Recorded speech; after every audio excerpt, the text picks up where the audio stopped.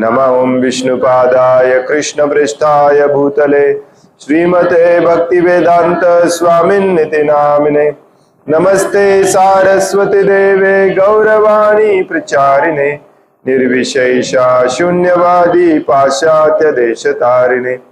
जय श्री कृष्ण चैतन्य प्रभु नित्यानंद श्री अद्वैत गदाधर श्रीवासादि गौर भक्त वृंद। हरे कृष्ण कृष्ण कृष्ण हरे हरे, हरे राम राम राम हरे हरे। मुखं करोति वाचालं पंगुं लंघयते गिरिं यत्कृपातमहं वन्दे श्रीगुरुं दीनतारिणम्। हरे कृष्ण।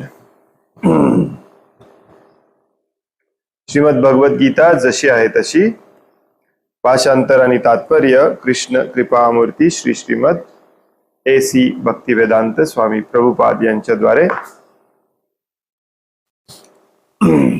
आपण वाचत आहोत। अध्याय दुसरा, सांख्य योग किंवा गीतेचे सार, आणि आज आपण वाचणार आहोत श्लोक नंबर 31।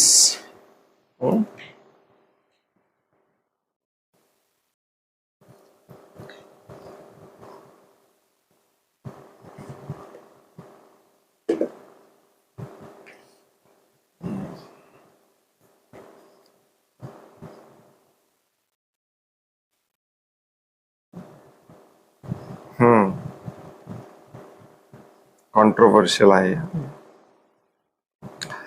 स्वधर्मम अपि चावेक्ष न विकम्पितुम् अर्हसि धर्म्याद्धि युद्धा श्रेयो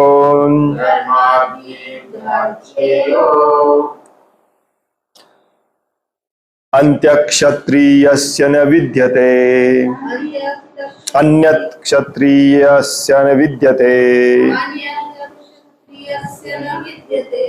स्वधर्मम् अपि चावेक्ष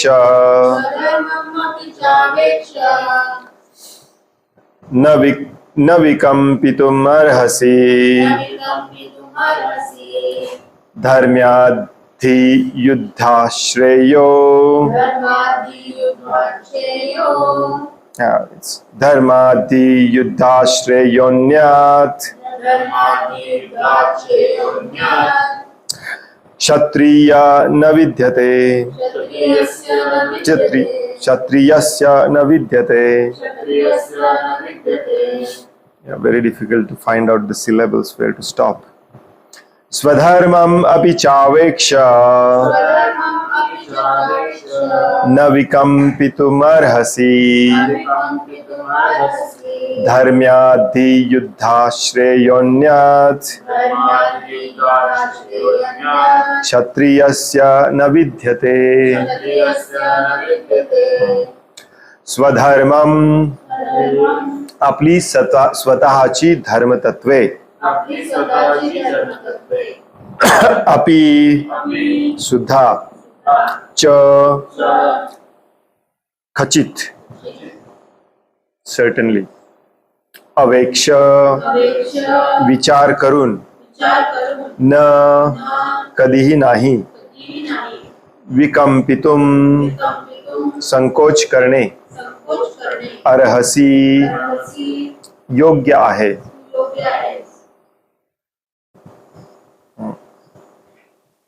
You deserve. You deserve.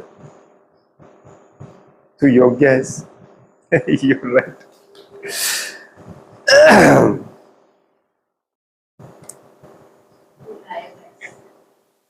धर्म्यात धर्मतत्वांसाठी ही खचित युद्धात युद्ध करण्यापेक्षा श्रेयः योग्य कार्य। Again wrong. Better engagements. That's not योग्य कार्य।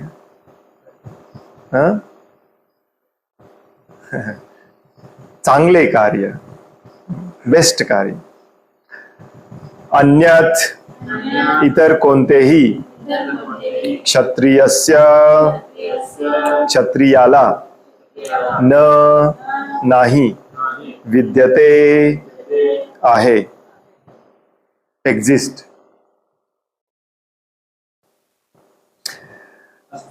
अस्तित्वात आहे. भाषांतर क्षत्रिय या नात्याने तुझ्या विशिष्ट कर्तव्याचा विचार केला असता तू जाणले पाहिजे की तुला धर्मतत्वांसाठी युद्ध करण्यापेक्षा श्रेष्ठ असे इतर कोणतेही कार्य अस्तित्वात नाही आणि यासाठीच तू संकोच करण्याची आवश्यकता नाही. काल भगवंतांनी एक मुद्दा समजावून सांगायचा संपवला. आत्मा कोण आहे, आत्म्याचं ज्ञान, शरीर आणि आत्म्यातला फरक, आत्मा आणि परमात्म्यातला फरक, आत्म्याची लक्षणं. आणि हे सांगण्यामागे भगवंतांचा उद्देश काय होता?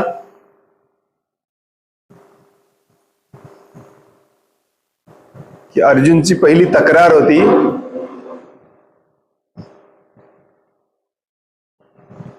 की मी माझ्या प्रियजनांना कसं मारू. पहिला मुद्दा समजावून सांगितला की तू मारणारच नाही आहेस, नाही ते मरणार आहेत. आत्म्याचं अस्तित्व माना अगर न माना काही फरक पडत नाही. आत्म्याचं अस्तित्व मानलं तर त्याच्यासोबतचं ज्ञान मान्य करायला पाहिजे की आत्मा हा अमर अविनाशी असतो, शरीर बदलत राहते. मग कोणाला मारायचंय? पितामह भीष्मला नाही मारायचं, त्यांच्या शरीराला मारायचं. आणि आत्मा शरीर दोन्ही एकच आहेत, आत्मा वगैरे वेगळं काही नसतं असं जरी मानलं तरी संपूर्ण इतिहास बघितला तरी हे शरीर संपतं, नवीन शरीर सुरू होतं, चालूच आहे. त्यामुळे तू थांबू शकत नाहीस. आता दुसऱ्या मुद्द्यावर येतात, तो म्हणजे मनुष्याने आपलं स्वधर्म नेहमी केलं पाहिजे. Very important. अर्जुन क्षत्रिय आहे, क्षत्रियाचं धर्म, त्याचं धर्माचं पालन त्याने केलं पाहिजे. एखादा ब्राह्मण असू शकतो, एखादा वैश्य असू शकतो, शूद्र असू शकतो. आपापल्या धर्माचं पालन करणे हे प्रत्येकाचं कर्तव्य असतं. त्यालाच विहित कर्म किंवा सकाम कर्म म्हणतात. आपण पुढच्या अध्यायात वाचणार आहोत. आणि इथं थोडक्यात फक्त अर्जुनाला भगवंत हा मुद्दा सांगणार आहेत की तुझं कर्तव्य आहे, तू क्षत्रिय आहेस, तुझं कर्तव्य आहे, तुला लढलंच पाहिजे. परंतु क्षत्रिय म्हणजे काय असतं, का लढायलाच पाहिजे, हे सगळं पुढे 18व्या अध्यायात सांगणार आहे. परंतु प्रभुपाद आपल्यावरती कृपा करून इथेच थोडस आपल्याला समजावून सांगतात. आपण वाचूया. प्रभुपाद म्हणतात, सामाजिक व्यवस्थेसाठी असणाऱ्या 4 वर्णांमधील द्वितीय वर्णाला क्षत्रिय असे म्हटले जाते व हा वर्ण उत्तम राजकारभार करण्यासाठी असतो. लक्षपूर्वक ऐका, कारण आपल्यापैकी बऱ्याच जणांना वाटतं मी क्षत्रिय आहे. क्षत्रियाच्या घरात जन्मला म्हणून कोणी क्षत्रिय होत नाही, ब्राह्मणाच्या घरात जन्मला म्हणून कोणी ब्राह्मण होत नाही. या सगळ्या शब्दांना अर्थ आहे. संस्कृतमध्ये ऍक्च्युली प्रत्येक शब्दाला अर्थ असतो.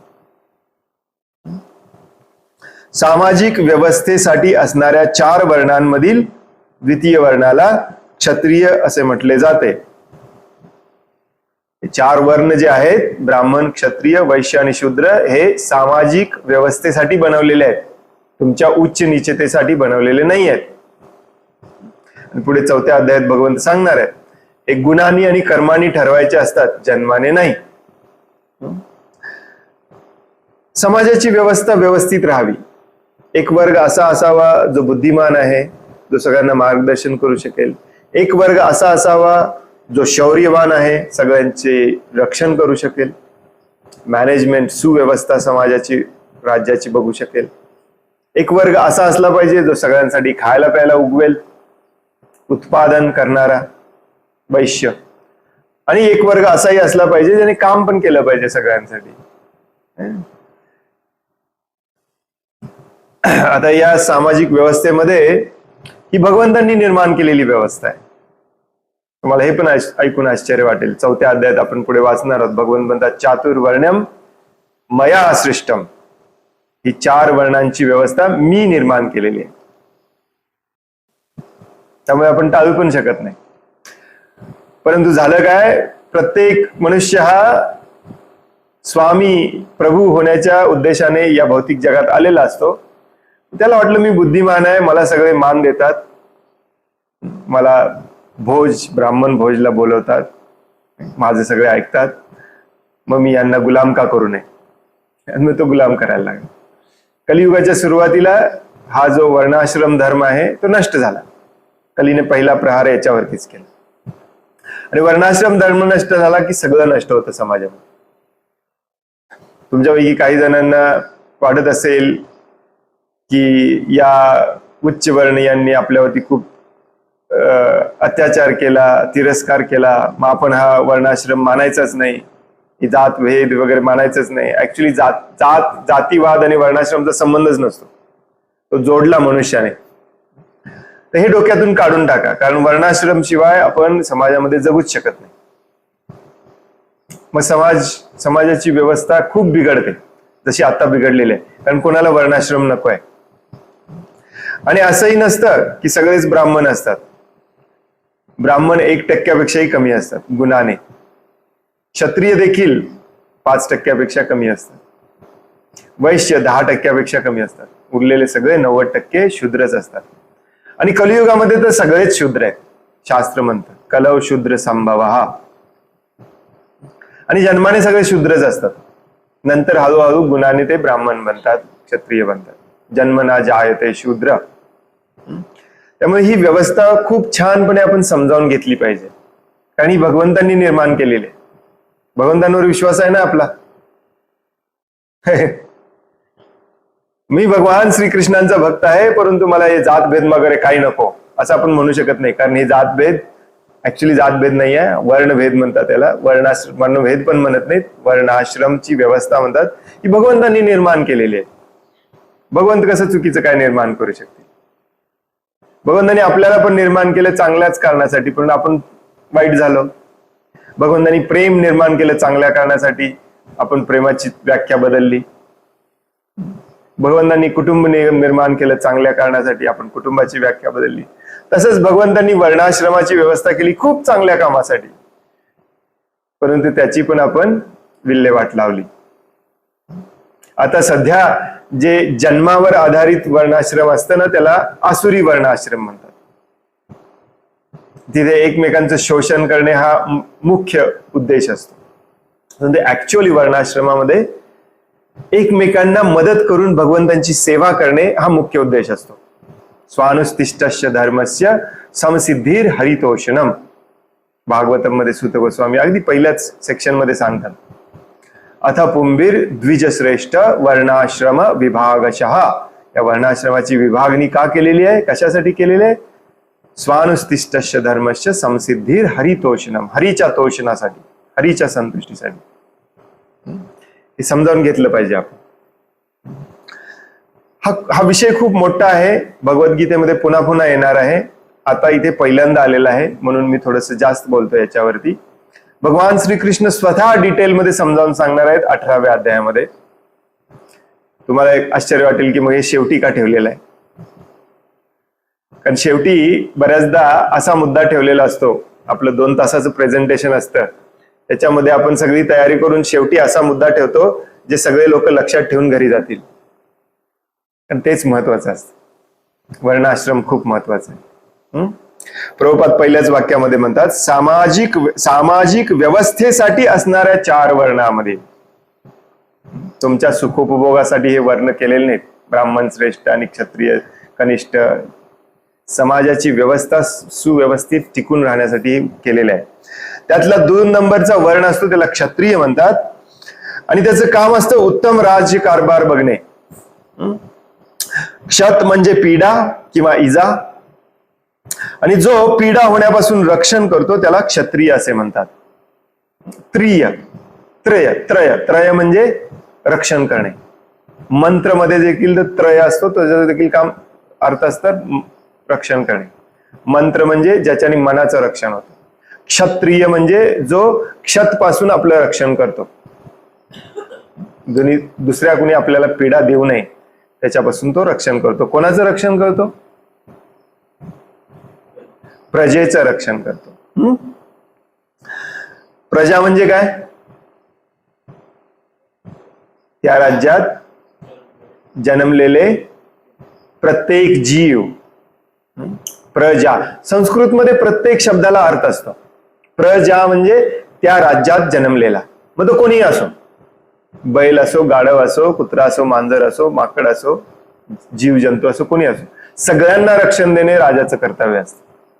आता सारखं नाही फक्त मानव जातीला रक्षण, ते पण बोगस रक्षण आहे, परंतु म्हणतात तरी निदान. बाकीच्या जीवांना कापून खावा, काय फरक पडत नाही. बोगस राजा असतात असं. क्षत्रिय म्हणजे जो क्षत पासून रक्षण देतो. क्षत्रियांना अरण्यात शिकार करण्याचे प्रशिक्षण दिले जाते. क्षत्रिय अरण्यात जाऊन वाघाला समोरासमोर आव्हान देत असत आणि वाघाबरोबर तलवारीने झुंज देत असत. वाघाची शिकार झाल्यावर त्याचे राजकीय मान सन्मानाने अंत्यसंस्कार केले जात असत. जयपूर संस्थानाचे क्षत्रिय राजे आज तागायत या पद्धतीचे पालन करीत आहेत. 60 वर्षांपूर्वी, आता करत नाही कोणी. आता बोगस सलमान खान सारखे पॉवरफुल बंदुकीने हरणीला मारतात आणि छाती ठोकून सांगतात मी मारले. आव्हान देत नाही. क्षत्रियांना विशेषत्वाने आव्हान देण्याचे आणि हत्या करण्याचे प्रशिक्षण दिले जाते, कारण काही वेळा धार्मिक हिंसा ही आवश्यक बाब असते. म्हणून क्षत्रिय एकदम संन्यासाश्रम स्वीकारू शकत नाही. राजकारणात अहिंसा ही राजकीय चाल किंवा धोरण ठरू शकते, पण एक अविभाज्य तत्व म्हणून ती असू शकत नाही. तर तुम्हाला प्रश्न पडला असेल, असं कसं काय? प्रजेचं रक्षण करणारा प्रजेलाच मारतो कसा काय?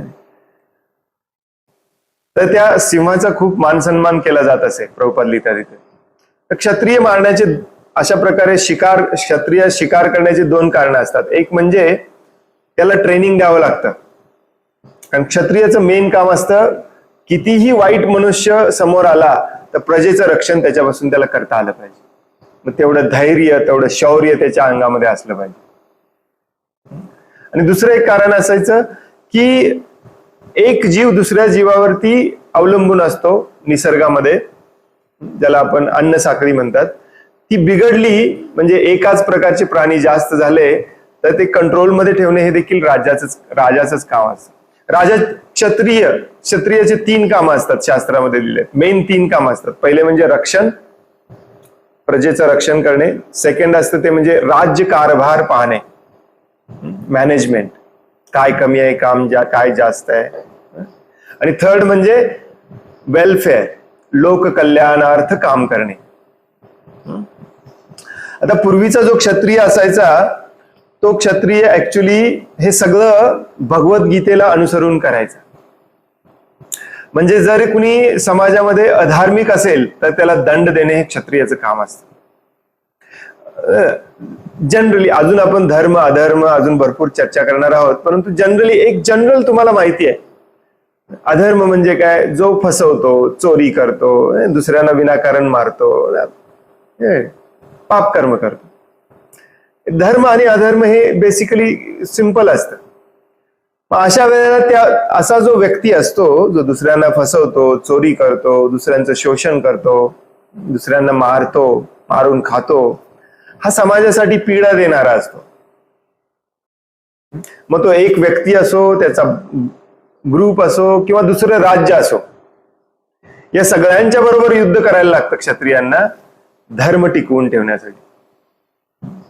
कधी कधी असं होतं की हे सगळं सॉफ्टली चाललं असतं. कुणीतरी तुमच्या राज्यात येऊन तुम्हाला चुकीच्या वळणाला लावतो, तुम्हाला जुगार खेळायला लावतो, तुम्हाला नशा करायला लावतो, तर ते देखील बंद करणं राजाचं कर्तव्य असतं, कारण त्याने समाजाला पीडा होते. म्हणजे एकूण एक जर बघितलं तर तुमच्या लक्षात येईल की राजाचं पहिलं कर्तव्य असतं समाजामध्ये धर्म टिकून आहे की नाही ते पाहणे, आणि समाजातले सगळे धर्माच्या मार्गावर आहेत की नाही ते पाहणे. दुसऱ्या शब्दात, सिंपल शब्दात म्हणजे सगळे भक्ती मार्गावर आहेत की नाही ते पाहणे, सगळे भक्त आहेत की नाही ते पाहणे. आणि अभक्त जर कोणी असेल किंवा अभक्तीचा प्रचार करत असेल त्याला दंड देणे. दंडनीती. मग त्यासाठी त्याला हिंसा करावी लागते, त्यासाठी त्याला थोडीशी प्रॅक्टिस पण करावी लागते. इथे सांगितलं धार्मिक न्याय संहितेमध्ये सांगण्यात आले आहे की आहवेशु मिथोन्योन्यम जिघाम संतो महिक्षितः युद्धमाना परम शक्त्या स्वर्गम यांत परान्मुखा यज्ञेषु पशवो ब्रह्मन् हन्यन्ते सततम द्विजय संस्कृता किल मंत्रैश्च तेपि स्वर्गम वाप्नुवन्.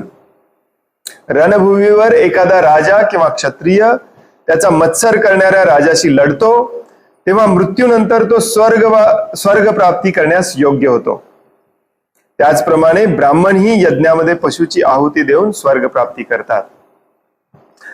थोडक्यात इथे प्रभुपाद सांगतात की हिंसा काही काही ठिकाणी अलाउड असते, त्याचे त्याला पाप लागत नाही.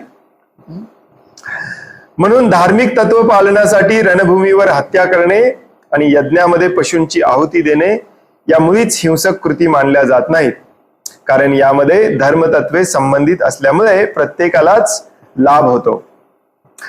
यज्ञबलीला एका योनीतून दुसऱ्या योनीत या प्रकारे उत्क्रांती मार्गातून न जाता तात्काळ मनुष्य जीवनाची प्राप्ती होते आणि युद्धभूमीवर मारल्या गेलेल्या क्षत्रियांनाही यज्ञबली देऊन स्वर्ग प्राप्ती करणाऱ्या ब्राह्मणाप्रमाणे स्वर्ग प्राप्ती होते.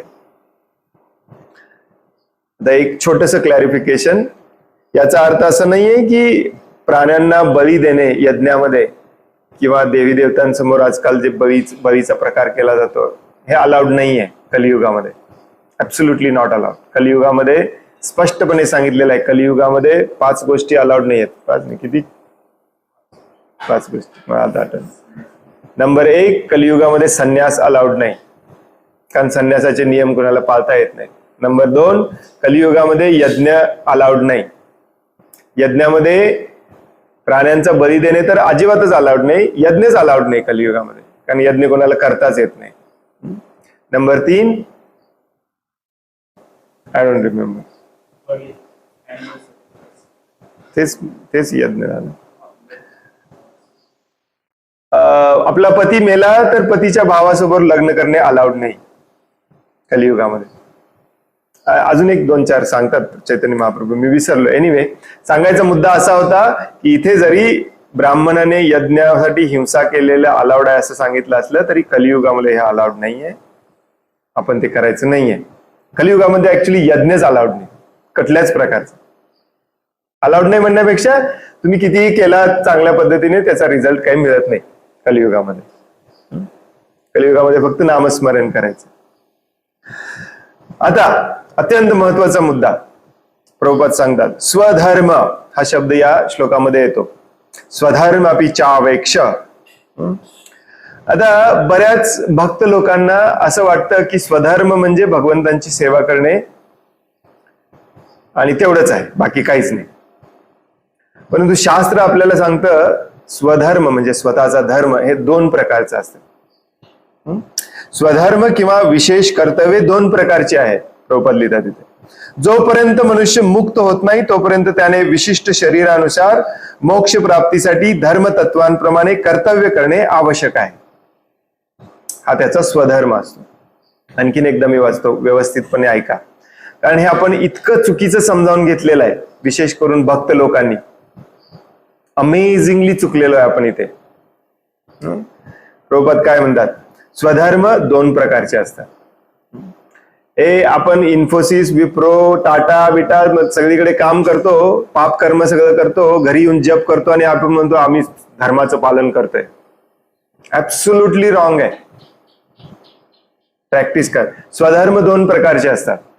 पहिला स्वधर्म म्हणजे जोपर्यंत मनुष्य मुक्त होत नाही, महत्वाचा मुद्दा आहे, जोपर्यंत मनुष्य मुक्त होत नाही तोपर्यंत त्याने विशिष्ट शरीरानुसार मोक्ष प्राप्तीसाठी धर्मतत्वांप्रमाणे कर्तव्य करणे आवश्यक आहे, म्हणजे कर्म करणे आवश्यक आहे. कर्म कसं केलं पाहिजे? धर्मतत्वाप्रमाणे. काही काही लोक म्हणतात भगवद्गीतेमध्ये कर्मच करायला सांगितलंय मग मी कर्मच करतोय. नो, धर्मतत्वाप्रमाणे. भगवद्गीतेत कुठेच सांगितलेलं नाही सॉफ्टवेअर कंपनी उघडा म्हणून किंवा सॉफ्टवेअरचा वापर करा. बिअरची कंपनी चालवा, कुठेच दिलेलं नाही. कर्म केलंच पाहिजे.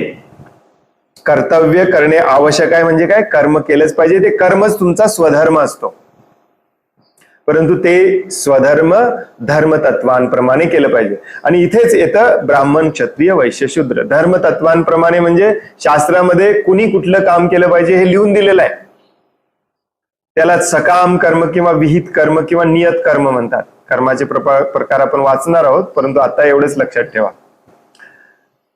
आणि शास्त्रामध्ये लिहून ठेवलेलं आहे, सगळ्यांना कामं दिलेले आहेत शास्त्रामध्ये, परंतु शास्त्रामध्ये 4च प्रकार केलेले आहेत. ब्राह्मणाने काय काम केलं पाहिजे, क्षत्रियाने काय काम केलं पाहिजे, वैश्याने काम काय केलं पाहिजे आणि शूद्राने काय काम केलं पाहिजे. आणि आज सध्या या घडीला तुम्हाला वाटत असेल आपण तसेच काम करतोय. 99.99 100% लोक ऍक्च्युली शास्त्राप्रमाणे काम करत नाही. आपण सगळे पाप कर्म करतोय. कुणी ब्राह्मण असल्यासारखा दिखावा करून ब्राह्मणासारखं काम करायचा प्रयत्न करतोय, हे तर 1 नंबरचं पाप असतं. ब्राह्मणाचे गुण नसताना ब्राह्मणासारखं वागणे, क्षत्रियाचे गुण नसताना क्षत्रियासारखं वागणे, याला शास्त्रात भयानक पाप म्हटलेलं आहे. 18व्या अध्यायात भगवंत स्पष्टपणे सांगतात हे सगळ्यात मोठं पाप आहे. दुसऱ्याच्या वर्णाचं काम करायला जाऊ नका. तुमच्या अंगात जे गुण आहेत ना तेच केले पाहिजे, ते पण धर्मतत्वानुसार केलं पाहिजे. यालाच वर्णाश्रम धर्म म्हणतात. त्याला नाव आहे वर्णाश्रम धर्म. जोपर्यंत आपण मुक्त होत नाही तोपर्यंत आपण वर्णाश्रम धर्माचं पालन केलंच पाहिजे. Very very very very very important.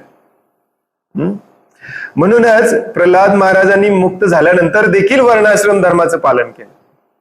आणि आपण आज 2 आठवडे भगवद्गीता वाचून म्हणतो आपण भक्त झालो, आपल्याला वर्णाश्रमाची काही गरज नाही. प्रभूजी, वैष्णवांना वर्णाश्रम नसतं. मग प्रल्हाद महाराज कोण होते? प्रल्हाद महाराजांना तर भगवंत 5व्या वर्षी मिळालेले, मग त्यांनी 34,000 वर्ष पूर्ण परत क्षत्रियाचं कर्तव्य का केलं? अर्जुन कोण होता? भगवंतांचा सखा होता, मग तो वर्णाश्रमाचं पालन का करतोय? आपल्याला कसं काय वर्णाश्रम चुकतंय? आणि जे लोक म्हणतात वर्णाश्रम शक्य नाही, वर्णाश्रमाची गरज नाही, ते स्वतःच संन्यासी म्हणून मिरवतात. अरे संन्यास धर्म हा वर्णाश्रमातल्या 8 मधला एक आहे. ब्राह्मण, क्षत्रिय, वैश्य, शूद्र, ब्रह्मचारी, गृहस्थ, वानप्रस्थ, संन्यास. मग काहीच नको म्हटलं पाहिजे, अर्ध पाहिजे अर्ध नको असं कसं काय? हा वर्णाश्रम सध्या चुकलेला आहे. जन्माप्रमाणे लोक ठरवायला लागलेत, कारण इंद्रिय तृप्ती हा एकमेव उद्देश झालेला आहे समाजामध्ये. मग आता तुम्ही भक्त बनायचा प्रयत्न करताय, तुमचा उद्देश नसला पाहिजे इंद्रिय तृप्तीचा. मग इंद्रिय तृप्तीचा उद्देश जिथे येत नाही तिथे तुम्ही प्रामाणिकपणे अंगात जे गुण आहेत त्याप्रमाणेच कर्म केलं पाहिजे. त्यालाच वर्णाश्रम म्हणतात. मला मॅनेजमेंट जमतच नाही, मी कशाला अध्यक्ष होऊ? परंतु नॉर्मल माणूस काय विचार करतो? अध्यक्ष का व्हायचं असते त्याला? प्रसिद्धी आहे, पैसा आहे, इंद्रिय तृप्ती आहे. आणि इथेच वर्णाश्रम बिघडतो. परंतु बिघडलेल्या वर्णाश्रमामध्ये आपण शुद्ध भक्त नाही होऊ शकत. पुन्हा वर्णाश्रमामध्ये पहिल्यांदा यावं लागतं. कारण प्रभुपाद ते म्हणतात मुक्त होईपर्यंत तुम्हाला हे केलंच पाहिजे.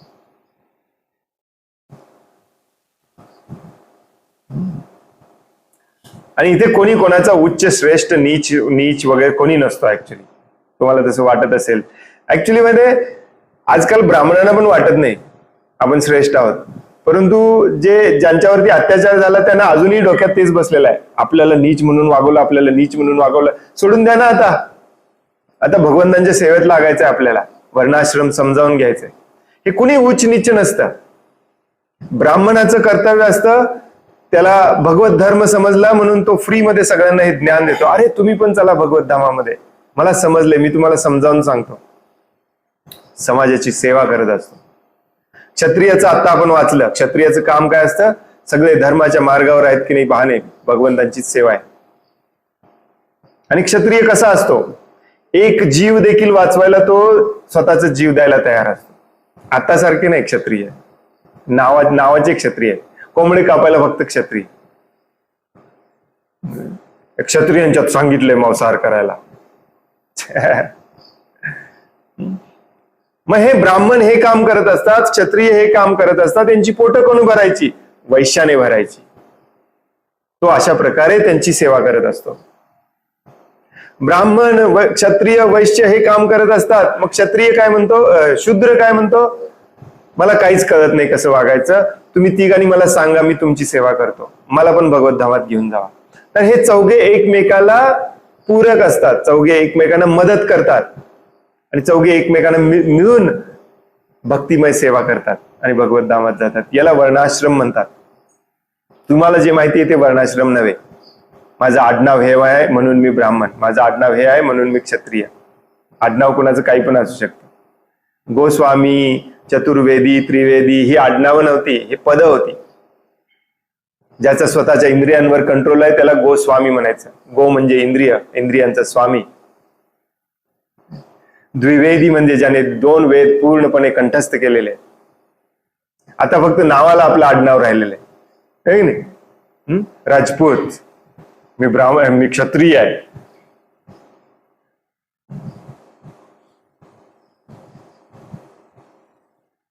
तर हे व्यवस्थित समजावून घेतलं पाहिजे. आणि प्रभुपादांचं हे मिशन आहे. ऍक्च्युली प्रभुपादांना हे वर्णाश्रम पुन्हा स्थापित करायचंय, निर्माण करायचंय आपल्या भक्तांमध्ये. आणि भक्तांमध्येच ते होऊ शकतं. काही काही भक्त म्हणतात वर्णाश्रम बाहेरच्यांसाठी सांगितले शिल प्रभुपादांनी, आपण वैष्णव आहोत, आपण वर्णाश्रमाच्या वरती आहोत. कारण शास्त्रात तसं पण लिहिलंय, वैष्णव हा वर्णाश्रमाच्या वरती असतो. परंतु बाहेरच्या लोकांमध्ये वर्णाश्रम स्थापित होणारच नाही. कारण वर्णाश्रम स्थापित करायला मन शुद्ध असावं लागतं. माझ्या अंगात क्षत्रियाचे गुण नाहीत, मी क्षत्रिय होणार नाही. माझ्या अंगात ब्राह्मणाचे गुण नाहीत, मी ब्राह्मण होणार नाही. हे प्रामाणिकपणे मान्य करावं लागतं. मग वर्णाश्रम कुठे करायचंय आपल्याला? शुद्ध भक्तांमध्ये करायचंय. आणि तो होत नाही. 60 वर्ष झाली प्रभुपादांनी सांगून तरी होत नाही. का होत नाही? लॉजिक समजते का तुम्हाला? आपली शुद्धता अजून त्या लेवलला आलीच नाही, प्रभुपादांच्या लेवल. ज्या दिवशी आपण वर्णाश्रमाप्रमाणे वागायला लागू, वर्णाश्रमाची पुन्हा स्थापना करू प्रभुपादांच्या सेवेसाठी, त्या दिवशी खऱ्या अर्थाने आपण थोडेफार शुद्ध होऊ. आणखीन एकदा मी वाचतो. स्वधर्म किंवा विशेष कर्तव्य 2 प्रकारचे असतात. 2 स्वधर्म आहेत आपल्याला. एक आहे वर्णाश्रम धर्म आणि दुसरा आहे भागवत धर्म. जोपर्यंत भागवत धर्म म्हणजे भगवंतांची सेवा करणे, दुसरं काहीच करायचं नाही, मग तिथे वर्णाश्रम येत नाही. तिथे तू ब्राह्मण आहे, झाडलोट करायची नाही, मी शूद्र आहे, लेक्चर द्यायचं नाही, असं काही येत नाही तिथे. आणि तेच आपल्याला आता कारण सांगितलं जातं. परंतु ते कधी? जेव्हा तुम्ही कम्प्लिटली शुद्ध होता, मुक्त होता. शुद्ध पण नाही, प्रभुपाद ते म्हणतात मुक्त होता. परंतु जोपर्यंत मुक्त होत नाही तोपर्यंत वर्णाश्रमामध्ये वर्णाश्रमाचीच कामं केली पाहिजे. तोपर्यंत आपला स्वधर्म असतो वर्णाश्रम धर्म. ज्या दिवशी मुक्त होतो त्या दिवशी वर्णाश्रम धर्म बंद होतो, आपला धर्म सुरू होतो भागवत धर्म. हे सगळ्यांनी लक्षात ठेवा. Very very very very important मुद्दा आहे ऍक्च्युली. जोपर्यंत मनुष्य मुक्त होत नाही तोपर्यंत त्याने विशिष्ट शरीरानुसार मोक्ष प्राप्तीसाठी धर्मतत्वांप्रमाणे कर्तव्य करणे आवश्यक आहे. जेव्हा एखादा मुक्त होतो तेव्हा त्याचा स्वधर्म किंवा त्याची विशिष्ट कर्तव्ये शारीरिक स्तरावर नसल्यामुळे त्याच्या स्वधर्माला आध्यात्मिक स्वरूप प्राप्त होते, चेंज होतं मुक्त झाल्यावर. ब्राह्मण आणि क्षत्रियांना शारीरिक स्तरावर विशिष्ट नियत कर्तव्य नेमून दिलेले असतात. कोणी नेमून दिलेले असतात?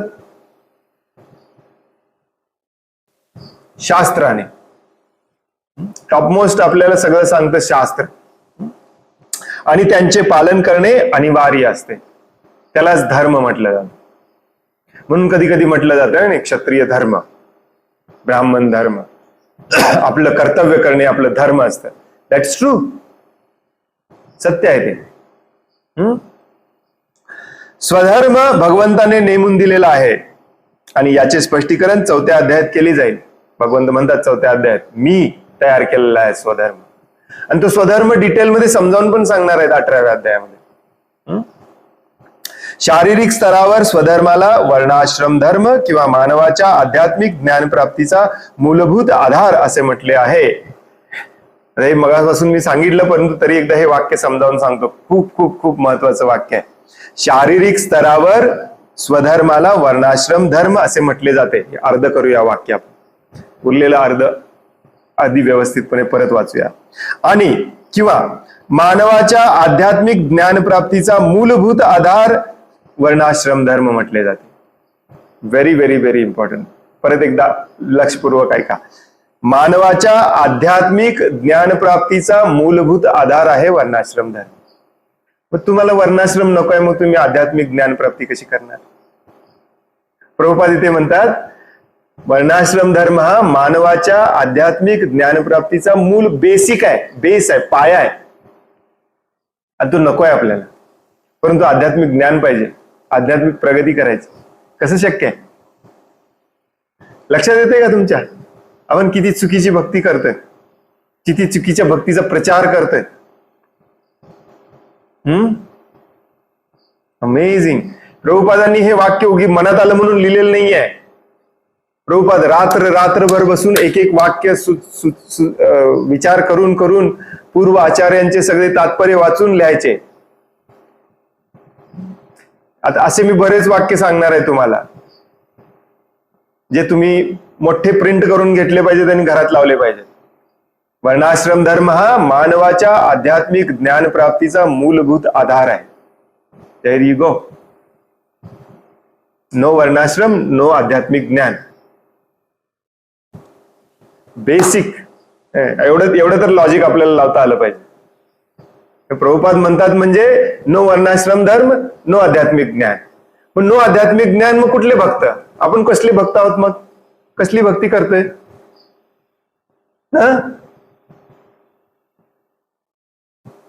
हरी बोल. सगळे दमलेत आमचे आज.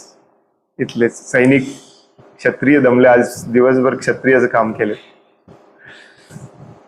आता पुढचं वाक्य पण खूप महत्वाचं आहे, लक्षपूर्वक ऐका.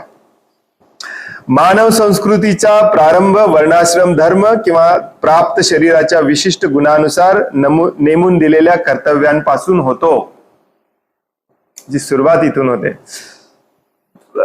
आता हे जे शेवटचं जे वाक्य आहे ना या तात्पर्यातलं, ते प्रभुपाद गेल्यानंतर बदललेलं आहे. त्यामुळे ते वाक्य मी वाचणार नाही. तुमच्याकडे मराठी भगवद्गीता असेल तर ते तुम्ही दुरुस्त करून घेतलं पाहिजे. खूप खूप खूप खूप बदललेलं आहे. प्रभुपाद गेल्यानंतर प्रभुपादांची अशी बरेच वाक्य बदललेले. ऍक्च्युली बदलली नसली पाहिजेत प्रभुपादांची पुस्तकं. हा खूप मोठा अपराध आहे, परंतु बदललेत. आता तो विषय वेगळा आहे, त्याच्याबद्दल आपण काही बोलणार नाहीये. परंतु शेवटचं या तात्पर्यातलं जे शेवटचं वाक्य आहे, हे जेव्हा बदल मला कळाला तेव्हा मी देखील पुस्तक बदलाच्या विरोधात गेलो. तोपर्यंत मला वाटायचं की पुस्तक बदल करतायत म्हणजे कॉमा चुकलाय किंवा कुठे स्पेलिंग चुकले बदलतायत. हा खूप मोठा बदल केला त्यांनी. त्यामुळे मी तुम्हाला इंग्लिश मधलं वाचून दाखवणार आहे. मराठीतलं जे आहे ते चुकीचं आहे वाक्य. इंग्लिशमध्ये प्रभुपाद हे शेवटचं वाक्य लिहितात. Discharging one's specific duty in any field of action. म्हणजेच प्रत्येकाने आपलं कर्तव्य आपापल्या कार्यामध्ये करणे. कशाप्रमाणे? इन अकॉर्डन्स विथ वर्णाश्रम धर्म. वर्णाश्रम धर्माप्रमाणे. Serves to elevate one to a higher status of life. आणि असं केल्याने व्यक्ती जीवनाच्या उच्चतम स्तरापर्यंत पोहोचू शकतो. पोहोचण्यास त्याला मदत होते. हे खरोखर वाक्य आहे. तुमच्याकडे ज्यांच्याकडे मराठी भगवद्गीता आहे त्यांना चेंज लक्षात आला असेल. तुम्ही पाहिजे तर तो चेंज करून घ्या. मराठीमध्ये काय लिहिलंय? ज्येष्ठ व्यक्तींच्या आज्ञेनुसार कोणत्याही क्षेत्रामध्ये त्या त्या प्रकारचे कार्य केल्याने मनुष्याची जीवनातील उच्चतर स्थितीमध्ये उन्नती होते. तर इथे वर्णाश्रम धर्मानुसार कर्तव्य केल्याने उन्नती होते म्हणून सांगितलंय प्रभुपादांनी इंग्लिशमध्ये. मराठीत त्यांनी केलेलं आहे वर्णाश्रम धर्म काढून टाकला आणि त्याच्याऐवजी काय घातलेलं आहे? ज्येष्ठ व्यक्तीच्या आज्ञेनुसार कामं केली की आपली उन्नती होते. काही संबंध नाही दोन्ही वाक्याचा, हो की नाही?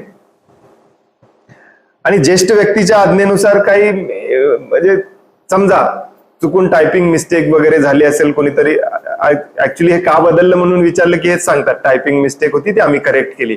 कसे टायपिंग मिस्टेक असेल? पूर्ण तात्पर्य प्रभुपाद वर्णाश्रम धर्माबद्दल बोलतात आणि ऑल ऑफ अ सडन ज्येष्ठ व्यक्तीच्या आज्ञेनुसार कसं सांगतील? ओरिजिनल खरं वाटतंय का हे बदललेलं खरं वाटतंय? ओरिजिनल वाक्यात आहे वर्णाश्रम धर्मानुसार काम केलं तर तुमची जीवनामध्ये उन्नती होते.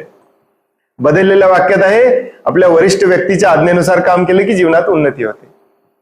आता पूर्ण तात्पर्य वाचल्यावर कुठलं बरोबर वाटतं तुम्हाला, तुम्हीच ठरवा. हे असे बदल केले नसले पाहिजेत. हा खूप मोठा अपराध असतो आचार्यांच्या विरुद्ध. एनिवे, तो या आपल्या क्लासचा विषय नाही आहे. त्याच्याबद्दल कोणी प्रश्न पण विचारू नका. कोणाला याच्याबद्दल अधिक माहिती पाहिजे असेल तर मला सेपरेटली कॉन्टॅक्ट करा. मग मुद्द्याकडे परत येऊया आपण. वर्णाश्रम धर्म अत्यंत अत्यंत अत्यंत अत्यंत अत्यंत महत्वाचा आहे. प्रभुपाद एका ठिकाणी म्हणतात वर्णाश्रम धर्माची पुनःस्थापना करणे हे माझ्या चळवळीचा मेन उद्देश आहे. हे वाक्य तुम्हाला मी पाठवू शकतो, दाखवू शकतो. प्रभुपाद म्हणतात वैष्णव होऊच शकत नाही वर्णाश्रम धर्माशिवाय. हे पण वाक्य मी तुम्हाला दाखवू शकतो. प्रत्येक मंदिरामध्ये वर्णाश्रम कॉलेज असणं गरजेचं आहे. प्रत्येक मंदिराने वर्णाश्रम स्थापन करणे गरजेचं आहे. हे देखील प्रभुपादांचं वाक्य आहे. आता हे आपल्याला सुरुवातीला लक्षात येत नाही की वर्णाश्रमाचा आणि भक्तीचा संबंध काय.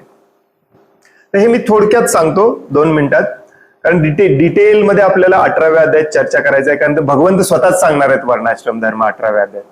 उप्स, भगवंतानं पण आपण म्हणणार का वर्णाश्रम धर्म चालत नाही या कलियुगामध्ये म्हणून? तुम्ही कोण सांगणार आम्हाला?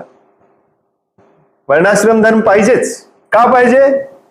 कारण वर्णाश्रम म्हणजेच अगदी सिंपल भाषेमध्ये स्वतःच्या शरीरामध्ये, मनामध्ये, बुद्धीमध्ये असलेल्या गुणानुसार काम करणे. आणि माणूस स्वतःच्या अंगात गुण नसताना पण दुसऱ्याचं काम का करायला जातो? नंबर 1 म्हणजे पैसा, नंबर 2 म्हणजे प्रसिद्धी, हो की नाही? आणि पैसा आणि प्रसिद्धीसाठी आपण जेव्हा दुसरे काम करतो तेव्हा ते 100% पाप कर्म असतं. जोपर्यंत पाप कर्म करतो तोपर्यंत भक्त आपण होऊच शकत नाही, भक्तीमध्ये प्रगती करूच शकत नाही. भगवद्गीतेच्या 7व्या अध्यायाच्या 28व्या श्लोकात भगवंत अगदी स्पष्टपणे सांगतात जोपर्यंत 100% पाप कर्म बंद करत नाही तोपर्यंत तुम्ही भक्ती करू शकत नाही.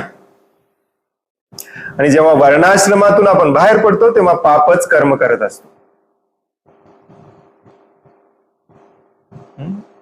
म्हणून वर्णाश्रम इतकं महत्वाचं आहे. वर्णाश्रम आपल्याला पाप कर्म करण्यापासून थांबवतं, म्हणजेच भक्तीमध्ये प्रगती करायला मदत करतात. Very easy. आपापल्या वर्णाप्रमाणे काम केलं पाहिजे. आता पूर्वीच्या काळामध्ये हा प्रश्न कदाचित तुम्ही कोणीतरी विचाराल म्हणून आताच मी याचं स्पष्टीकरण देतो. पूर्वीच्या काळामध्ये वर्ण हा जन्मानेच ठरवला जायचा, परंतु त्यालाही कारण होतं, परंतु इथे कंपल्सरी नव्हतं. पूर्वीच्या काळामध्ये वर्ण हे गुरु ठरवायचे, आचार्य ठरवायचे, गावातला श्रेष्ठ ब्राह्मण ठरवायचा. कशावरून ठरवायचा? त्या मुलाची कुंडली बघून, त्या मुलाचे 10 वर्षापर्यंतचं वागणूक बघून ठरवायचं की याला कशात इंटरेस्ट आहे. त्याच्यातच त्याला मग 10 वर्षानंतरचं जे ट्रेनिंग असायचं 11व्या वर्षानंतरचं ते त्याला त्याच क्षेत्रामध्ये दिलं जायचं. कारण त्याला ट्रेनिंग, त्याच्या अंगामध्ये गुणच ते आहे. त्याला विनाकारण दुसरं कशाला शिकवायचं? जसं आज आपण मारून मुटकून इंजिनियर करतो. बाजूच्या घरातला बघ अमेरिकेत जॉबला गेला, तुला अभ्यास करायचा नाहीये, तो म्हणतोय मम्मी मला गिटार वाजवायचं. हा, गिटारनं पोट भरणार आहे का तुझा? वर्ण इतकं सिंपल आहे वर्णाश्रम. वर्णाश्रम म्हणजे आपापल्या गुणाप्रमाणे काम करणे. आणि कसलं काम करणे? उदरनिर्वाहाचं काम करणे. उदरनिर्वाह म्हणजे शास्त्र सांगतं खायला प्यायला मिळालं बस, बाकी सगळं भगवंतांची सेवा करायची. जेव्हा आपल्याला सगळं बाकीचं पाहिजे असतं ना, मोठा बंगला, मोठी गाडी, नाव, प्रसिद्धी, मग आपण म्हणतो माझ्या अंगात नाही गुण असले तरी मी मेडिकललाच ऍडमिशन घेणार. हे आहे वर्णाश्रम. व्हेरी इझी आहे वर्णाश्रम समजणं.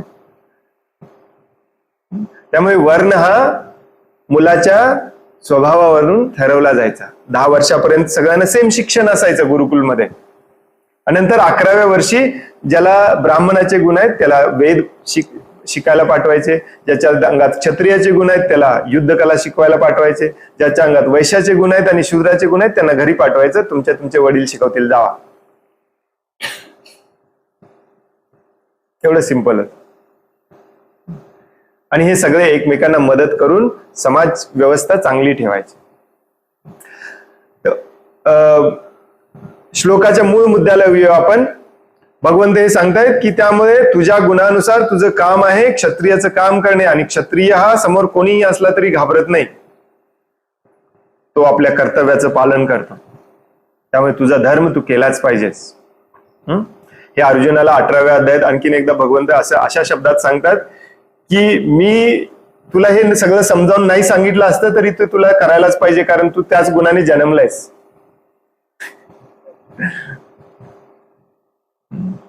म्हणून आपलं कर्तव्य आपण नेहमी केलं पाहिजे. समोर कोण आहे कोण नाही हे पाहिलं नसलं पाहिजे. कर्तव्य पालन म्हणजेच धर्म असतं, त्यालाच कर्म म्हणतात. आणि हे कर्म आज आपण चुकीचं करतोय, आपल्यापैकी प्रत्येक जण चुकीचं करतोय. आणि हे कर्म बदलणे म्हणजेच भक्तीत प्रगती करणे. तुम्हाला हे जे सांगितलं जाते ना, कर्म बदलू नका, नुसतं जप करा, हे खूप चुकीचं आहे. मग भगवद्गीतेची काही गरजच नाही. अख्खी भगवद्गीता सांगितली कर्म बदलण्यासाठी. ती जप करत करत करायची आपल्याला, मग ती भक्ती होते.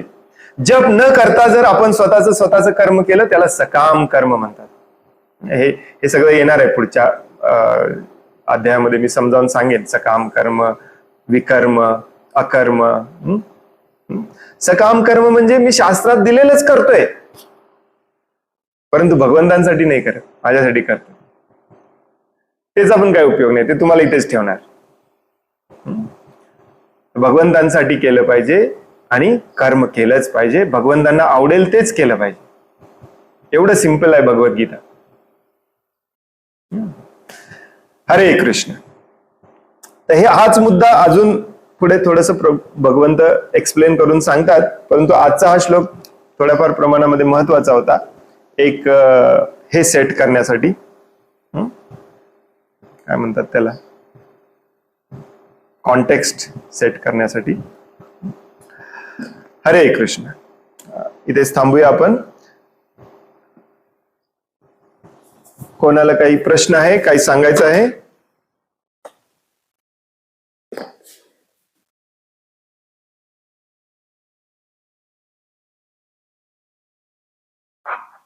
हरे कृष्णा, दंडवत प्रणाम प्रभू. हरे कृष्णा, दंडवत प्रणाम.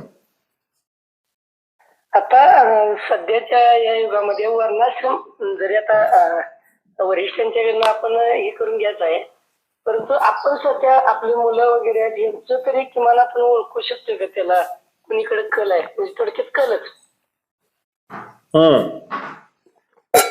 ते काय टेस्ट काय आहे, अत्यंत अत्यंत महत्वाचा प्रश्न विचारला तुम्ही. Actually very very very important प्रश्न.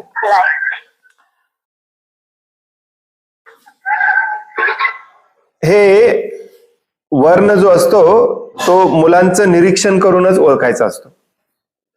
पूर्वीच्या काळामध्ये 3 गोष्टींनी वर्ण ओळखले जायचं. त्याचा जन्म म्हणजे कुठल्या घरात तो जन्मलाय, प्लस त्याची कुंडली, त्याची नक्षत्र वगैरे.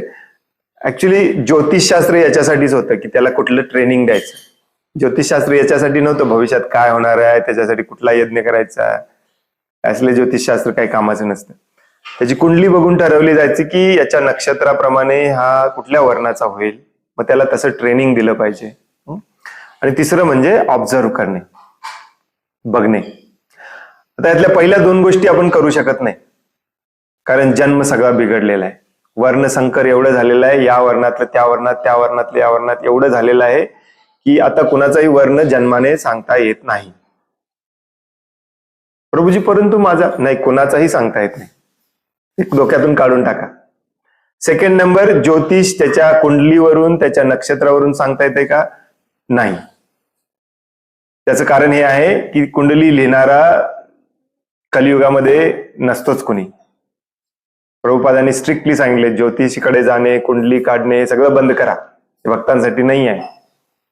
आपले काही काही भक्त प्रोफेशनल ज्योतिषी आहेत, मला माहिती आहे, पूर्णपणे प्रभुपादांच्या चळवळीच्या विरोधात आहे. ते काही उपयोग नाही. उरतो एकच पर्याय, त्यांचा ऑब्झर्व करणे आणि त्यांचा कल कुणीकडे आहे ते बघणे. जसं प्रभूजींनी म्हणाले कल कुणीकडे आहे ते बघणे. आता याच्यात प्रॉब्लेम काय आहे मी तुम्हाला सांगतो. जोपर्यंत तुम्ही सिटीमध्ये राहणार किंवा सिटी सारख्या लाईफ मध्ये राहणार, आता सिटी आणि खेड आणि सिटी, शहर आणि गाव एकसारखेच झालेत. गावात पण 4G आहे, शहरात पण 4G आहे, गावात पण टीव्ही आहे, शहरात पण टीव्ही आहे, सगळं एकच झालेलं आहे. त्यामुळं याचा शब्दशः अर्थ घेऊ नका. जोपर्यंत तुम्ही अशा शहरी वातावरणामध्ये राहणार तोपर्यंत तुम्ही मुलाचा कल किंवा गुण ओळखू शकणार नाही, प्रभुपाद सांगतात आपल्याला. आणि हे प्रॅक्टिकली मी पण अनुभवलंय. म्हणून शेतीमध्ये आणि नैसर्गिक वातावरणामध्ये पहिल्यांदा शिफ्ट झालं पाहिजे. बऱ्याच जणांना शेतीचा आणि वर्णाश्रमाचा संबंध काही कळत नाही. खूप संबंध आहे या सगळ्याचा. आणि प्रभुपादांनी खूप सिस्टमॅटिकली आपल्याला हे समजावून सांगितलंय, खूप सिस्टमॅटिकली. कोणत्याही व्यक्तीला जेव्हा आपण नैसर्गिक वातावरणात घेऊन जातो तेव्हा त्याचे गुण आपोआप बाहेर पडतात. जेव्हा तो कृत्रिम वातावरणामध्ये असतो तेव्हा तो आजूबाजूच्या गोष्टींनी प्रभावित होऊन गुण दाखवत असतो, त्याचे ते ओरिजिनल गुण नसतात. आज तुम्ही 10 मुलांना घेऊन या, प्रत्येकाचे गुण वेगळे असणार, कल वेगळे असणार, एका रूम मध्ये ठेवा आणि त्यांना 10 आयफोन समोर ठेवा आणि 2 तास ते काय करतात बघा. तुम्हाला कोणालाही कळणार नाही याचा इंटरेस्ट कशात आहे. कारण ते आयफोन जे आहे ते कृत्रिमरित्या यांना प्रलोभित करतं. हेच यालाच माया म्हणतात. माया जोपर्यंत तुमच्यावर ऍक्ट करत आहे, प्रभाव टाकत आहे, तोपर्यंत आपण त्याचा गुण किंवा वर्ण समजू शकत नाही. म्हणूनच मोठी लोक पण आज स्वतःच्या वर्णाचं सोडून दुसऱ्याच्याच वर्णाचं काम करतात. ब्राह्मणाचे गुण नाहीत परंतु त्यांना ब्राह्मणासारखं वागायचंय. आणि मुलांना पण तेच शिकवतात. कारण उद्देश पैसा, प्रसिद्धी हा आहे शहरी जीवनामध्ये. सगळं तम आणि रजोगुणाने प्रभावित आहे शहरी जीवनामध्ये. म्हणून प्रभुपाद सांगतात फर्स्ट स्टेप तुम्हाला तिथून बाहेर, मुलं जेव्हा लहान असतात तेव्हाच बाहेर पडायचंय, शेतीवरती येऊन राहायचंय आपल्या भक्तांसोबत. आणि हे ऑप्शन नाही आहे बरं का. बऱ्याच जणांना वाटतं हे ऑप्शन आहे, याच्याशिवाय तुम्ही करूच शकत नाही. लहान मुलांचा वर्ण याच्याशिवाय तुम्ही ओळखूच शकत नाही. त्यांना शेतात आणायचं, शेतातली कामं लावायची, गायींच्या मागे सोडायचं, गायींची सेवा लावायची. एका महिन्यामध्ये तुम्हाला कळतं ह्याचा स्वभाव कसा आहे. अगदी आरामात कळतं, अगदी इझिली कळतं. फक्त ऑब्झर्व करायचं. आणि हे पूर्वीच्या काळात पण करायचे. आता कलियुगातच करतात असं नाही, पूर्वीच्या काळात पण करायचे. पूर्वीच्या काळात सगळे गुरुकुलमध्ये ऍडमिशन झाले की पहिले 2 महिने फक्त गोसेवा, गाई चरायला नेणे, शेण काढणे. गाई चरायला कोणी पण असू दे, तो कुठल्याही ब्राह्मणाचा मुलगा असू दे, राजाचा राजपुत्र असू दे, सगळ्यांना एकच सेवा, गायींची सेवा. गायींच्या संघात राहून राहून राहून राहून राहून त्याचे ओरिजिनल गुण बाहेर येतात. कारण गाय ही मुळातच सत्वगुणात असते. सत्वगुणाचा संघ होतो आपल्याला. मग आपण प्रिटेंड करायचं बंद करतो, ढोंग करायचं बंद करतो, ओरिजिनल गुण दाखवायला लागतो. आणि मग आचार्यांना कळतं, गुरुकुलच्या आचार्यांना कळतं. मग ते सेपरेट करतात. तुम्ही चला वेदांचा अभ्यास करायला, तुम्ही चला धनुर्विद्या शिकायला. खूप प्रॅक्टिकल पद्धत आहे ही. कारण जेव्हा आपण मुलांना अशा नैसर्गिक वातावरणात घेऊन जातो जिथे शेती, गायी, दुसरं काहीच प्रलोभन नाही, टीव्ही नाही, रेडिओ नाही, फोन नाही, इंटरनेट नाही, त्यांच्याकडे करण्यासारखं एकच उरतं, निसर्गाशी संबंधित काहीतरी केलं पाहिजे. मग तेव्हा त्यांच्या अंगातले गुण बाहेर पडतात. फोन वापरायचं सगळ्यांना सोपं आहे. मग तो ब्राह्मण असो, क्षत्रिय असो, वैश्य असो, शूद्र असो, तो बरोबर युट्यूबच उघडणार.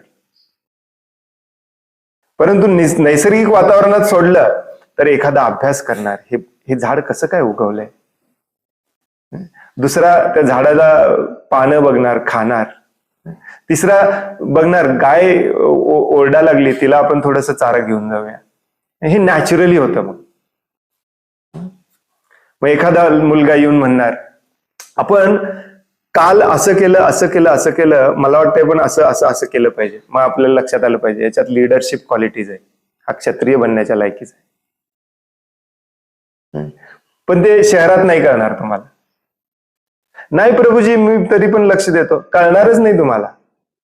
कारण शहरात त्याचे गुण सगळे प्रभावित झालेले असतात. इकडे एक पोस्टर लागलेलं असतं, इकडे एक पोस्टर लागलेलं असतं, इकडे गाडी उभी असते, इकडे मर्सिडीज उभी असते, इकडे हे असते, इकडे ते असते, आणि त्याची सगळी कामं, त्याचा कामं नाही, त्याचा कल या गोष्टींनी ठरवलेला असतो, त्याच्या स्वतःच्या गुणांनी ठरवला जात नाही, प्रलोभनांनी ठरवला जात. त्यामुळे हे प्रभुपादांनी उगीच चेष्टा मस्करी स्टाईल म्हणून सांगितलेलं नाही आहे. शहर सोडा म्हणून एक इम्पॉर्टंट स्टेप आहे तुमच्या मुलांच्या भविष्यासाठी. एनिवे, याच्यावरती अजून चर्चा आपण नंतर करूया. तुमच्या थोडक्यात लक्षात आलं असेल. हरिवर हे वर्णाश्रम ओळखण्यासाठी असं एखादं बुक प्रभुपादाने काढलेलं नाही का, पब्लिश केलं आहे की, भरपूर आहे. काय नाव? स्पीकिंग अबाउट वर्णाश्रम म्हणून एक बुक आहे. प्रभुपादांनी नाही लिहिलं, पण प्रभुपादांच्या शिष्यांनी प्रभुपादांचे सगळे गोळा करून लिहिलं. प्रभुपादांचे लेक्चर्स आहेत त्याच्यावरती, भरपूर लेक्चर्स आहेत त्याच्यावरती प्रभुपादांचे. 7वा स्कंद अख्खा ह्याच्यासाठीच आहे, प्रभुपादांनी लिहिलेला. 7व्या स्कंदामध्ये प्रल्हाद महाराजांची स्टोरी आहे अर्धी, आणि उरलेलं अर्ध हे वर्णाश्रमच आहे, परफेक्ट वर्णाश्रम आहे. 7व्या स्कंदामधला अध्याय नंबर 11, 12, 13, 14 आणि 15 हे प्रत्येकाने वाचलं पाहिजे, पुन्हा पुन्हा वाचलं पाहिजे. हरे कृष्ण.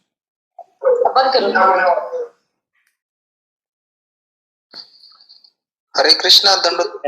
हरे कृष्ण. दंडोत. प्रभूजी, एक प्रश्न असा आहे की शास्त्रामध्ये जे सांगितलंय की संन्यास सिद्ध आहे कलियुगामध्ये, पण प्रभुपादांनी त्याबरोबर सांगितलं की वर्णाश्रम या कलियुगामध्ये पण आपण स्थापित करू शकतो, राहू शकतो, त्याप्रमाणे जगू शकतो, त्यामध्ये शुद्धीकरण करू शकतो.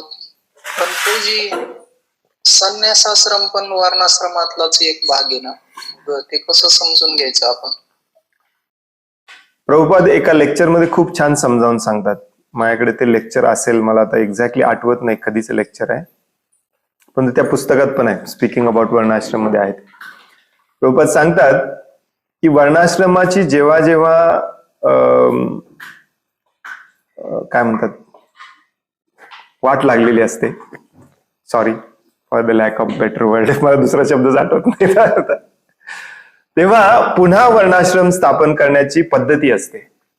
त्या पद्धतीमध्ये फर्स्ट स्टेप असते ब्राह्मण तयार करणे. म्हणजेच प्रभुपाद खूप छान समजावून सांगतात, वर्ण आणि आश्रम याच्यातलं आता पहिलं कुठलं करायचं, पहिलं ठरवायचं असतं वर्ण.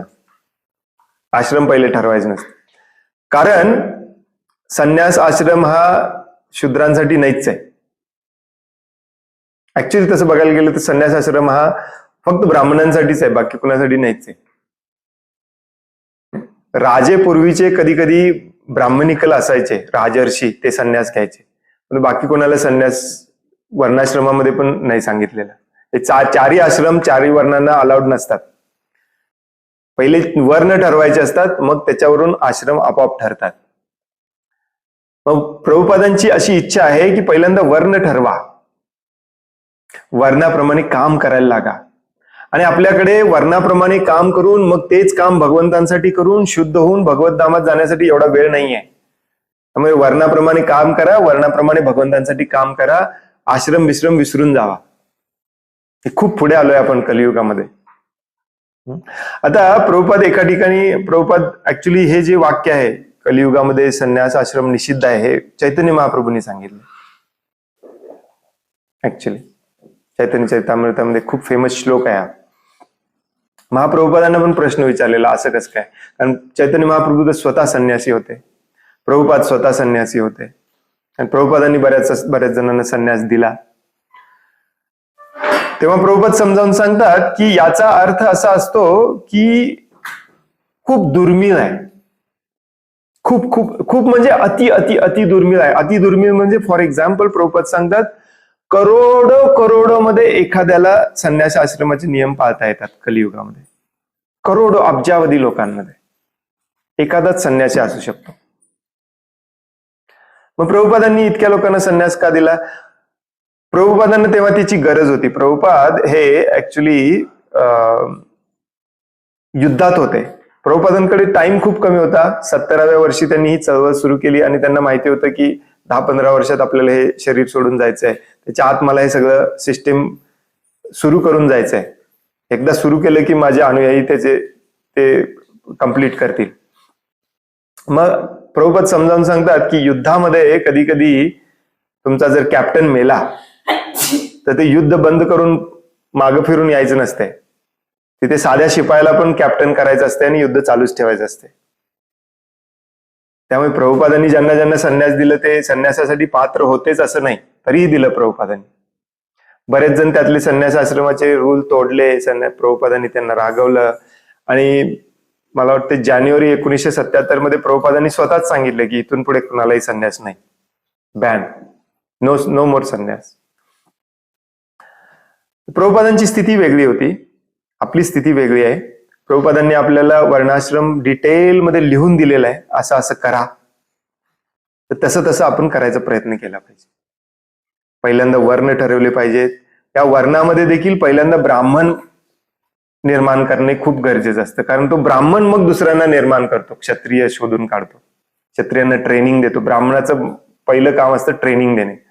वैश्यांना पण तोच ट्रेनिंग देतो, शेतीचं ट्रेनिंग तोच देतो, घर कसं बांधायचं याचं ट्रेनिंग पण ब्राह्मणच देतो, कारण ब्राह्मण हा शिक्षक असतो. आता 60 वर्ष झाली अजून आपण तेच करतोय. वर्णाश्रम पुन्हा निर्माण करणे हे छोट्या प्रमाणात का होईना हे 2-3 पिढ्याचं काम आहे, हे 5-10 वर्षाचं काम नाही. म्हणून हे सिरियसली घेतलं पाहिजे. तर हे असं समजावून घेतलं पाहिजे आपण. संन्यास अलाउड नाही आहे, परंतु याचा अर्थ असा नाही की कुणी संन्यासी होऊच शकत नाही, परंतु होणार, पण तो करोडो मध्ये एखाद दुसरा. कारण संन्यास आश्रमाचे नियम सगळ्यात कठीण असतात, कठोर असतात. ब्रह्मचारी आश्रमाचे नियम कठोर असतात, पण ते शिथिल केले जातात 25व्या वर्षानंतर. परंतु संन्यास आश्रमाचे नियम कधीही शिथिल केले जात नाहीत, ते कठोर नियम असतात. कठोर म्हणजे कठोर, आणि ते पालन करायचं होत नाही कलियुगामध्ये सगळ्यांना. खूप दुर्मिळ, खूप खूप खूप खूप खूप दुर्मिळ. अशा पद्धतीने प्रभुपादच समजावून सांगतात. ऍक्च्युली हे माझ्याकडे आहे एका लेक्चरमध्ये. प्रभुपादांची लेक्चर्स आपण ऐकले ना की हे सगळं क्लिअर होतं. हरे कृष्ण. हरे कृष्ण. खूप खूप धन्यवाद प्रभूजी.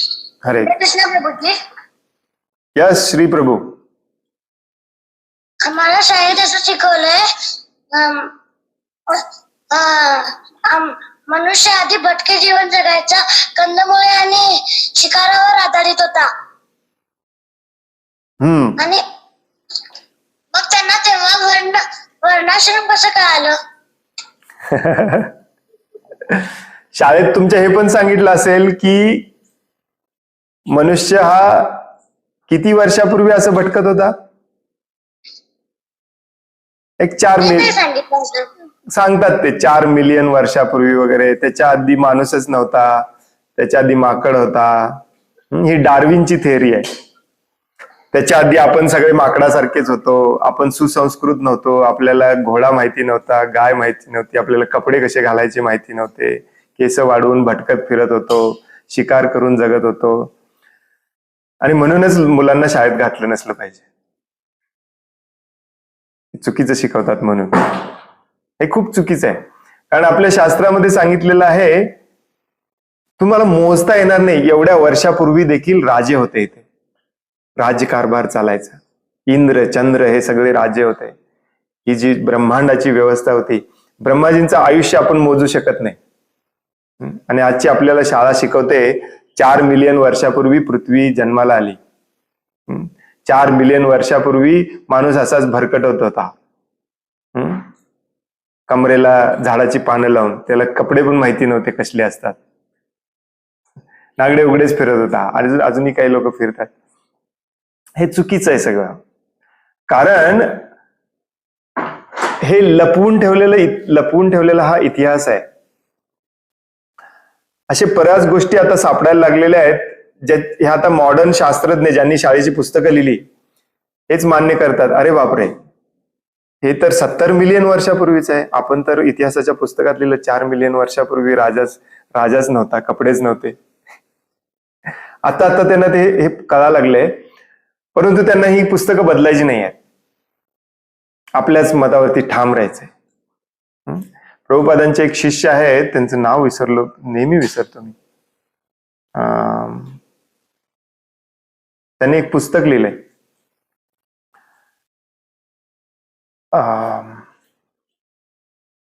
हिडन आर्किओलॉजी असं काहीतरी, अनटोल्ड आर्किओलॉजी का हिडन आर्किओलॉजी. म्हणजे हे पुरातन गोष्टी शोधून काढणे आणि सायन्सच्या आधारावर त्याचं आयुष्य शोधून काढणे. म्हणजे आता परवा कुठेतरी एक फोटो येत होता व्हॉट्सअपवरती, कुंभकर्णाची तलवार सापडली म्हणून.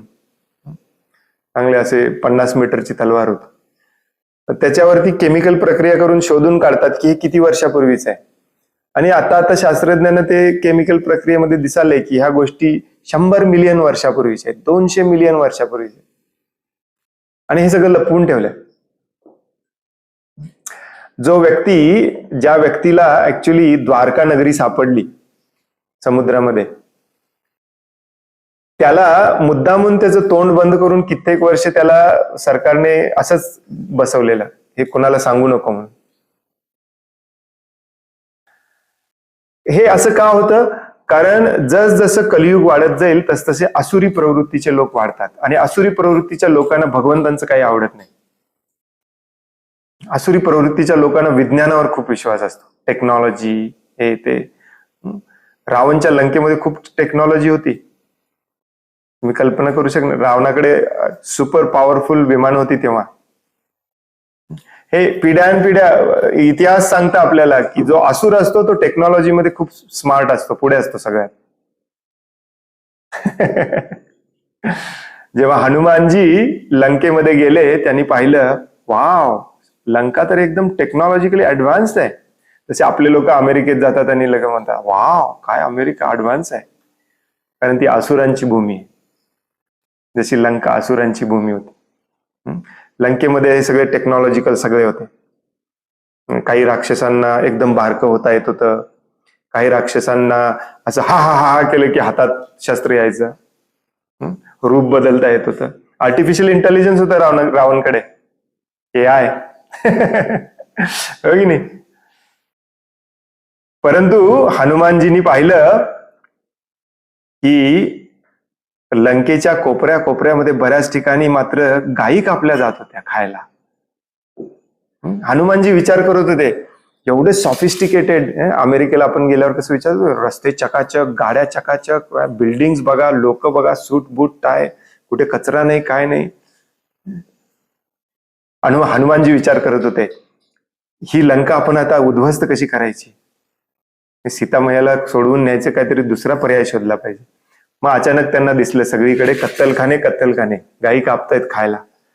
मग हनुमानजींनी म्हणलं, या काय उपयोग नाही एवढं सॉफिस्टिकेटेड लंका असून, याला जाळायलाच पाहिजे. मग जाळून टाकली त्यांनी. तसं आजच्या युगामध्ये देखील अमेरिका आपल्याला खूप सॉफिस्टिकेटेड वाटते, खूप ऍडव्हान्स्ड वाटते, परंतु सगळ्यात बदमाश जर कोणी असतील तर ते अमेरिकनच आहेत. रोजचे 50,000 5 मिलियन काहीतरी गाय कापल्या जातात तिथे लोकांना खाण्यासाठी. त्यामुळे हे आसुरी प्रवृत्तीचे लोक असतात ना, हे भगवंतांबद्दलची काही माहिती तुम्हाला देतच नाहीत, मुद्दामून देत नाहीत. त्या प्रभूजींनी खूप छान पुस्तक लिहिले त्याच्यावरती. मला आठवण करून द्या, मी तुम्हाला ते पुस्तक पाठवतो. माझ्याकडे आहे ते पुस्तक PDF मध्ये. कुठे कुठे अशा गोष्टी सापडल्या, त्याच्यावरून सिद्ध होतं की ही पृथ्वीवरती मानवी समाज हा अनगिनित वर्षापासून चालत आलेला आहे. आणि तो देखील एकदम सॉफिस्टिकेटेड मानवी समाज, असा भटक्या जमातीतला नव्हे. आपल्याकडे सगळी कला होती, सगळ्या प्रकारची कला होती. आता या शास्त्रज्ञांना समजायला लागलंय की हे तारे कोणते आहेत आणि काय आहेत. आपल्या ऋषीमुनींनी करोडो वर्षापूर्वी लिहून ठेवले. मग भटक्या जमातीतल्या माणसांकडे दुर्बीण असतात का तारे बघायला? आणि अशी दुर्बीण की त्यांनी आधीच ते शोधून काढून लिहिलंय. आता आपण आपल्या मॉडर्न दुर्बीणने आता शोधून काढतोय. आता हो की नाही? कोणी भटके बिटके नव्हतं. आपला मानवी समाज हा अगदी अनादी अनंत कालापासून हा सॉफिस्टिकेटेड आहे, स्टँडर्ड आहे. तुम्ही तुमच्या शिक्षकांना जाऊन सांगा हे पुस्तकात चुकीचं दिलेलं आहे, मी तुम्हाला आणून दाखवतो, याचं प्रूफ आणून दाखवतो म्हणायचं. आपल्या सायन्सच्या पुस्तकामध्ये तो एक तारा आहे, त्याचं काय नाव विसरलो मी, आता शोधलाय. आणि शास्त्रज्ञांच्या मताप्रमाणे तो सगळ्यात मोठा तारा आहे साईजने. पण तो आपल्या शास्त्रामध्ये ऋषीमुनींनी त्याला आधीच ज्येष्ठ म्हटलेला आहे. ज्येष्ठ म्हणजे सगळ्यात मोठा. अशी कितीतरी उदाहरणं आहेत. मानवी समाज हा खूप ऍडव्हान्स्ड असलेला, परंतु आपल्याला शाळेमध्ये सगळं चुकीचं शिकवलं जातं. आणि शालेय शिक्षण हे फक्त इंद्रिय तृप्तीसाठीच आहे, ऍक्च्युअली सुखासाठी नाही, आनंदासाठी नाहीये. खरा आनंद आपल्याला पाहिजे असेल तर भगवंतांची सेवा करायला पाहिजे, भगवंतांचं नाम जप केलं पाहिजे, कीर्तन केलं पाहिजे, डान्स केलं पाहिजे भगवंतांसाठी. भगवंत आपल्याला सगळ्या प्रकारचं सुख देऊ शकतात. शाळा काय देणार आहे? काहीच नाही देणार. हा चुकीचा गर्व देणार, चुकीचा अहंकार देणार. समजलं का श्रीप्रभू?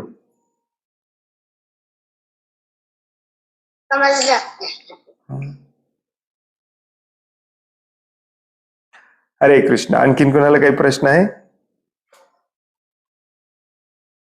काय सांगायचं आहे?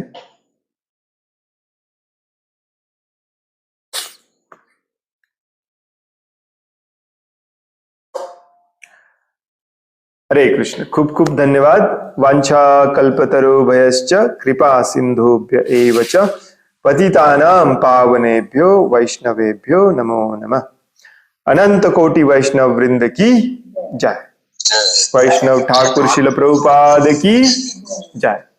भगवद गीता जशी आहे तशी की जय. हरे कृष्ण. दत्त हरे कृष्ण प्रभु.